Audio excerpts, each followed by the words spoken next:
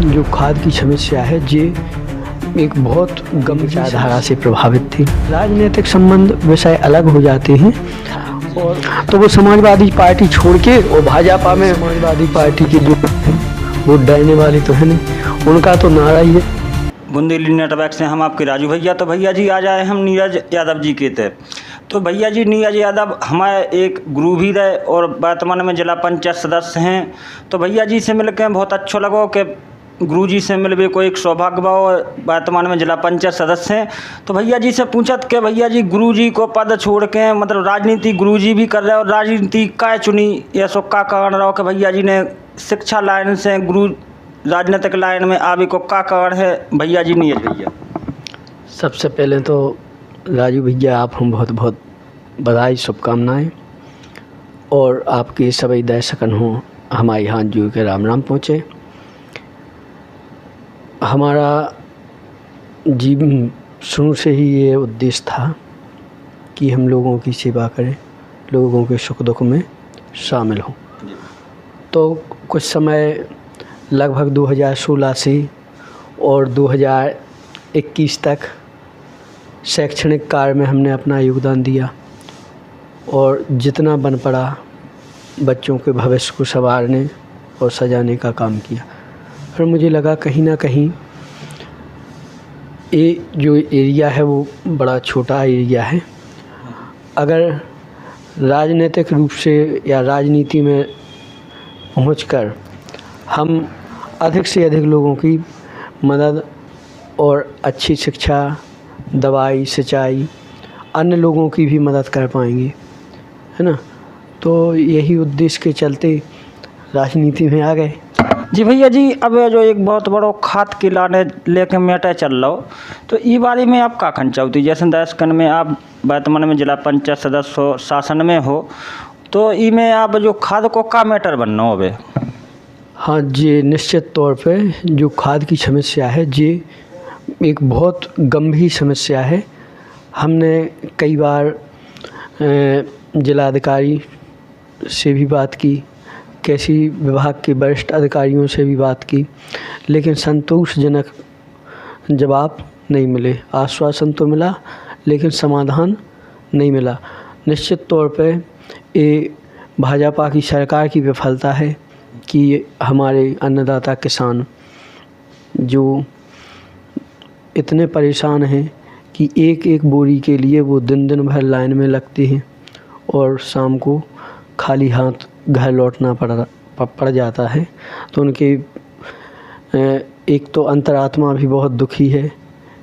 जी तो भैया जी आप अब सुन भी आओ आपने समाजवादी पार्टी ज्वाइन करी थी और तो ई को कारण आप तो डॉक्टर साहब के बहुत बड़ी करीबी माने जाते, तो जो का वजह रही कि आपको पार्टी अलग से ज्वाइन करने पड़ी? नहीं, आपको बता दें हम हमेशा से समाजवादी विचारधारा से प्रभावित थी और जो यहाँ से पूर्व विधायक जी हैं जी आदरणीय डॉक्टर शिशपाल यादव जी, उनसे कल भी हमारे अच्छे संबंध थे, आज भी हैं। लेकिन राजनीतिक संबंध विषय अलग हो जाते हैं और एक्चुअली में सबसे पहला जो 18 वाला चुनाव डॉक्टर साहब ने लड़ा वो समाजवादी पार्टी से। अच्छा, समाजवादी पार्टी से लड़े, हम लोग समाजवादी थे, कुछ चूक हुई और 18 का चुनाव हार गए। तो एक इमोशनल अटैचमेंट था आपसे और उस इमोशनल अटैचमेंट के चलते आपने पार्टी चेंज की, लेकिन हम लोग आपसे जुड़े रहे जी और नहीं दूर हट पाए जी जी भैया। लेकिन भारतीय जनता पार्टी से हमारी कोई रुचि नहीं रही है। व्यक्तिगत हम लोगों ने डॉक्टर शिशपाल यादव जी का सहयोग किया, है ना। भैया जी आपने जो डॉक्टर साहब का सहयोग किया वो व्यक्तिगत तौर पर किया है, ना कि पार्टी के तौर पर, क्या ये सच है? बिल्कुल बिल्कुल ये बात सच है और ना ही हम भाजपा पार्टी के कभी किसी पद पर रहे, ना पदाधिकारी, ना कोई सक्रिय सदस्यता ली। और बस इतना ही है कि डॉक्टर शिशपाल यादव जी से हम लोगों का इमोशनल अटैचमेंट था। तो वो समाजवादी पार्टी छोड़ के और भाजपा में शामिल हुए। एक्चुअली में चुनाव हारे हुए थे, तो थोड़ा सा इमोशन जुड़ा था कि इनको जीतना चाहिए। इस नाते व्यक्तिगत सहयोग में खड़े रहे, जितना सहयोग बन पड़ा उतना सहयोग किया। लेकिन भारतीय जनता पार्टी जो है उसकी विचारधारा से हम लोगों का तालमेल नहीं खाया।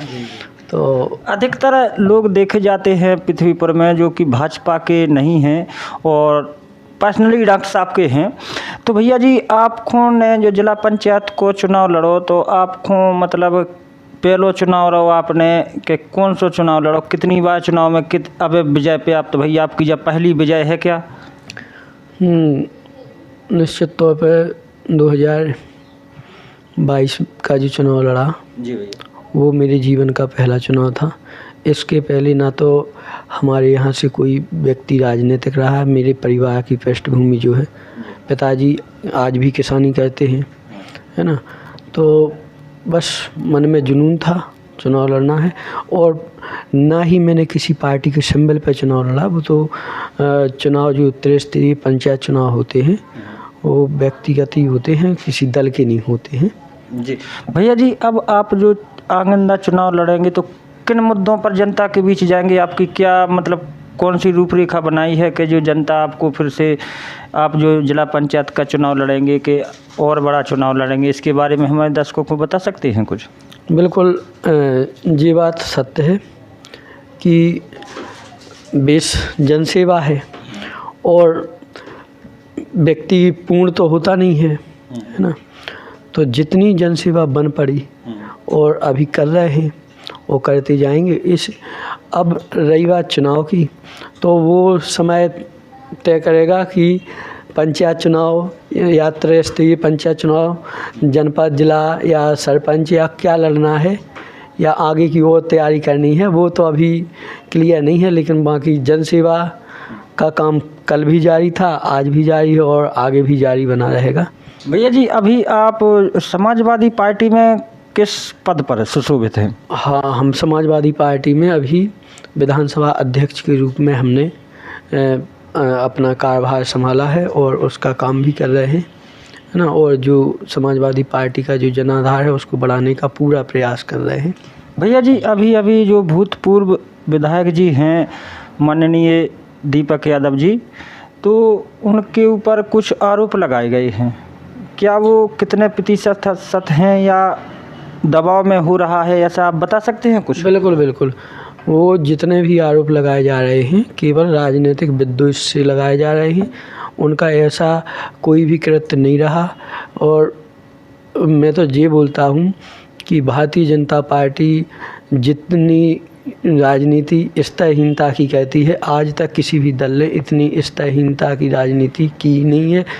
एक व्यक्ति जो हजारों बहनों की शादी करा के गरीब कन्याओं का चरणामृत लिए हुए है, कोई भी धार्मिक यात्रा होती है उसमें उनका प्रबल मतलब सहयोग होता है। और जैसे कि कुछ समय पहले मुनि महाराज जी, श्री थोड़ा नाम याद नहीं आ रहा है, जैन मुनि थे, वो आए हुए थे, तो उन्होंने अपने यहाँ से 1 करोड़ रुपए की भूमि दान की थी जैन मंदिर के लिए। तो मतलब वो हर धर्म के प्रति उनका मतलब एक स्टैंड क्लियर है कि हमें सब धर्मों को समान मानना है। वो सब धर्मों के सम्मान करते हैं, सभी धर्मों को मानते हैं, है ना। अभी बागेश्वर धाम की यात्रा निकली थी पंडित धीरेन्द्र शास्त्री जी की, तो उन्होंने उस यात्रा में भी बहुत सहयोग किया श्रद्धालुओं के लिए, रहने ठहरने, उनके नाश्ता पानी या मतलब जो भी उनका सहयोग बना। तो ऐसा है कि किसी भी धर्म का कुछ भी कार्यक्रम हो, माननीय पूर्व विधायक दीपनारायण सिंह यादव जी हमेशा लोगों की मदद करने के लिए तैयार रहते हैं, सभी धर्मों का सम्मान करते हैं। और समूचे बुंदेलखंड में वो एक बहुत कद्दावर नेता है जिससे उत्तर प्रदेश की सरकार डरी हुई है। इसी के चलते उन पर बार बार फर्जी कार्रवाइयाँ हो रही हैं। उन्हें दबाव में बनाया जा रहा है ताकि ये आगे के चुनाव को प्रभावित ना कर पाएँ। भैया जी, अभी इसके बारे में हमने देखा है कि अभी उनकी मूल सिटी है वहाँ छापा मारा गया है और जनता में इसकी वजह से उनके समर्थकों में भय का माहौल बन रहा है। तो इसके बारे में आखिरी सवाल यही रहेगा। देखिए, समाजवादी पार्टी के जो हैं वो डरने वाली तो है नहीं। उनका तो नारा ही है कि हर जोर जुल्म की टक्कर में संघर्ष हमारा नारा है। संघर्ष कर रहे हैं कि सरकारें आती जाती रहेंगी, ठीक है, कितना जुल्म करेंगे, वो जुल्म सहे जाएंगे। और ठीक है, एक एक व्यक्ति समाजवादी पार्टी का दीपनारायण यादव ही है। एक व्यक्ति को दबा के कितनों को दबा पाएंगे, है ना। आसमान अनंत है, उसमें तारे अनंत हैं, तो उसमें से एक तारा दीपनारायण सिंह यादव। और समाजवादी पार्टी में ऐसे नेताओं की कमी नहीं है, बहुत नेता हैं। और उसका तो एक एक कार्यकर्ता दीपक दद्दा है। जी भैया, इसी के साथ हम अपनी वाणी को विराम देते हैं। जयराम जी की जय बुंदेलखंड।